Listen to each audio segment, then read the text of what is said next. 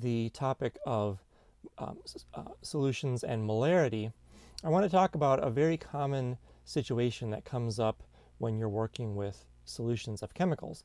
And this is the process of dilution. So dilution occurs when you take a relatively concentrated solution of some solute and add more solvent. So typically this means adding water. And if you add more water, add more solvent, the solution becomes less concentrated. It becomes more dilute.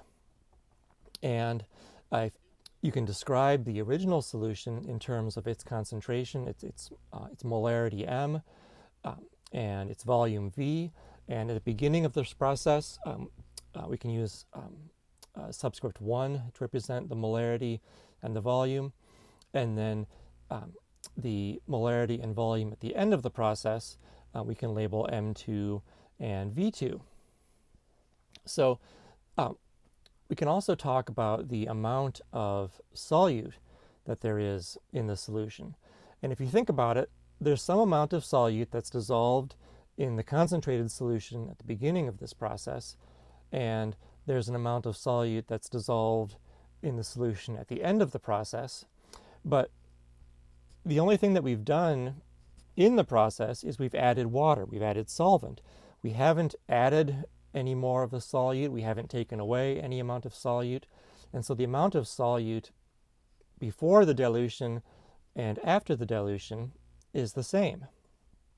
And since the amount of solute is equal to the molarity times the volume, we've got M1V1 is the amount of solute that we start with, M2V2 is the amount of solute that we end up with, and these two quantities are equal. So this relationship here, that M1V1 equals M2V2, is a really handy relationship to have because adding or even removing solvent, if you change the amount of solvent in a solution, whether you're adding it or removing it, the amount of solute, the amount of stuff that's dissolved in the solution isn't changing. And so the product of molarity times volume is the same before dilution as it is after dilution. And so this is a very, very common situation. And we'll look at a couple examples of how you can use this relationship to simplify chemical calculations. So, for example, let's say that we had 25 milliliters of a 0.800 molar solution of sodium hydroxide, that is NaOH, and this is diluted to a final volume of 500 milliliters by the addition of water. And we want to know what's the molarity of the resulting solution. Now, when I'm looking at a problem like this, there's a variety of quantities that we're dealing with. We've got 25 milliliters, we've got 0.800 molar, we've got 500 milliliters, and it's really easy to get confused about which quantity is which. And so for me, to reduce the likelihood that I'm going to make a mistake, I always like to draw myself a little picture. And so here, we're starting with a concentrated solution. We're adding water. We're ending up with a more dilute solution with a larger volume. And we've got some initial molarity and initial volume. We've got a final molarity and a final volume. And looking at the problem here, we're starting with 25 milliliters of 0.800 molar solution. And so since this is what we're starting with, this will be our initial quantities. So V1, the volume that we start with, is 25 milliliters. M1, the molarity that we start with, is 0.800 moles per liter. And then the problem also tells us that our final volume is 500 milliliters, and we want to know the final molarity. So we want to know M2. So since the amount of our solute, our sodium hydroxide, is not changing, we've got our relationship M1V1 equals M2V2. We can take this equation, we can rearrange this, solve for M2, and find that M2 is equal to M1V1 divided by V2. And now we can just plug in the quantities that we've got. We've got 0.800 moles per liter times 25 milliliters divided by 500 milliliters. Now, notice that we do have liters in our molarity quantity here, and we've got milliliters in our volume. Ordinarily, this would be a problem, having dissimilar volume units. But if you look closely at the problem here, we've got milliliters in the numerator of our expression and also in the denominator. And so the way that this is set up, the milliliter units actually cancel out. And so in this case, we don't have to convert those volumes to liters because the milliliter cancels out for us.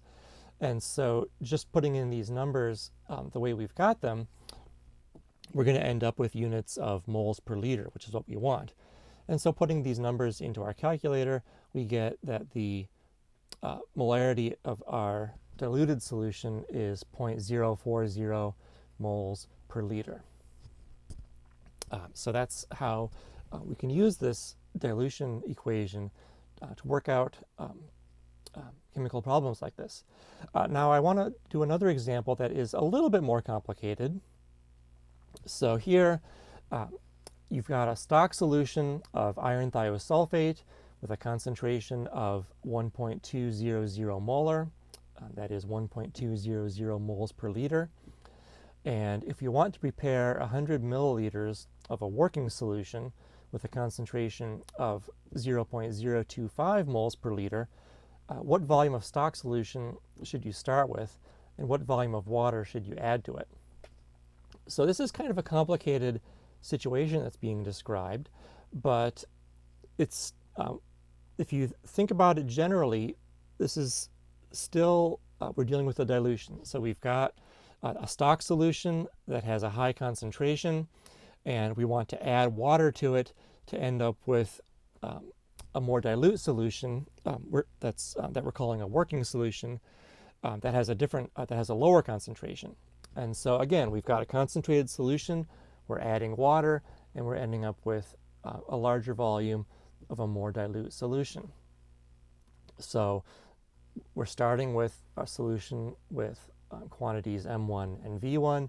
We're ending up with a solution with quantities M2, V2.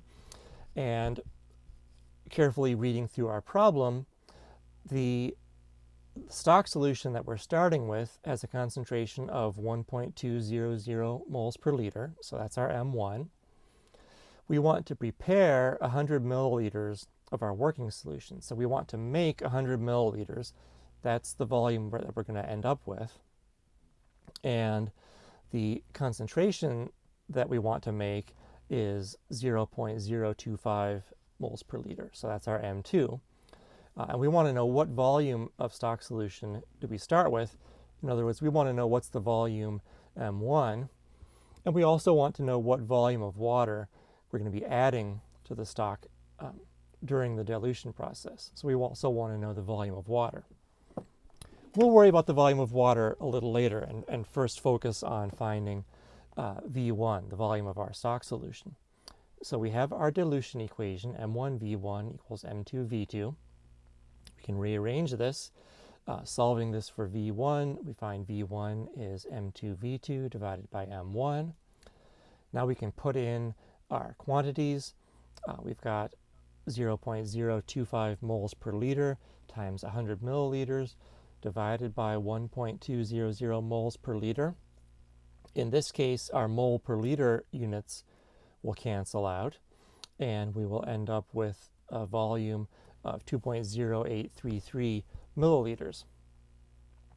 Now, the precision of our answer is going to be limited by the number of significant figures in the numbers that we were given. So in this case, our initial concentration, M1, had 4 significant figures.